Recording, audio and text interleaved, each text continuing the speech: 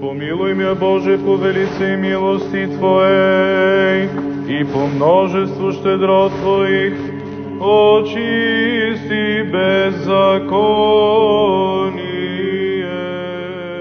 мое. Църквата Свети Георги в Ямбол е с вековна история, почитана и много посещавана от вярващите. Тя се намира в стария квартал Каргон. Още през 1720 година храмът е споменаван във връзка с посещението на патриарх Хрисант Ярусалимски в Ямбол.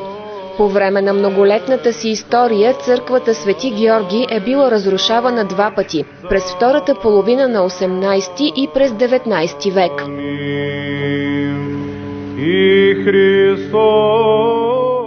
Историята сочи, че местните са я наричали манастир, а около него е имало големи градини. Съвременната сграда на църквата е строена в периода 1834-1835 година. Според легендата, при строежа на църквата на едно от дърветата кацнал орел и стоял по време на целия строеж. При един от изкопите работниците намерили изображение на Свети Георги. В момента, в който го намерили, птицата излетяла и повече не се е върнала.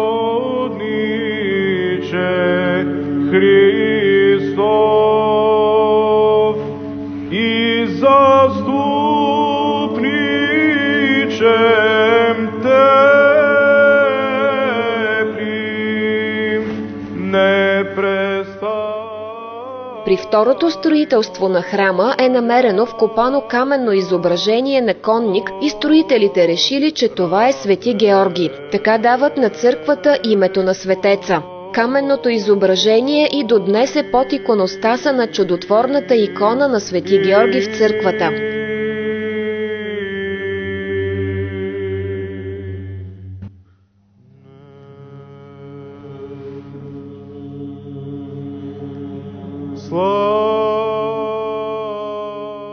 В църквата Свети Георги в Ямбол се съхраняват много ценни експонати. Тук се намира и скъпа кутия за съхраняване на мощи, изработена от сребро и подарена на 13 март 1808 година. Всичко това говори за вековната история на църквата Свети Георги.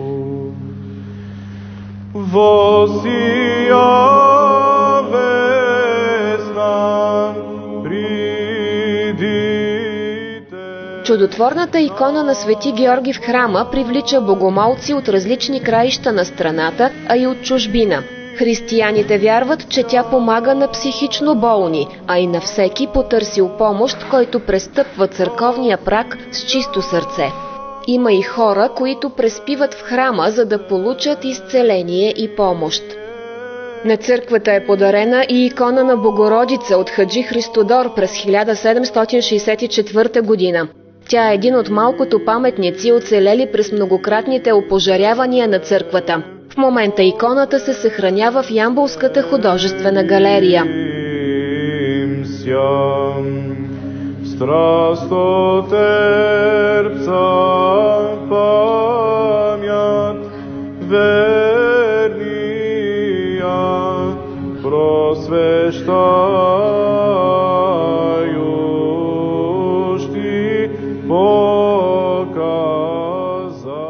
Ямболската църква Свети Георги е известна и с уникалния си иконостас.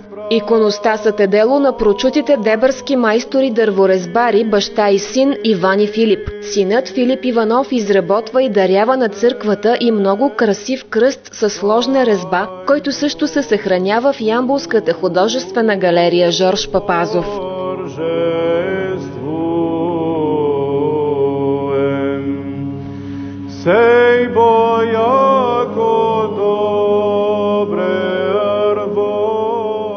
Ямболския храм Свети Георги продължава да привлича и днес богомолци от близо и далеч, където те търсят утеха и надежда чрез вярата си в Бог.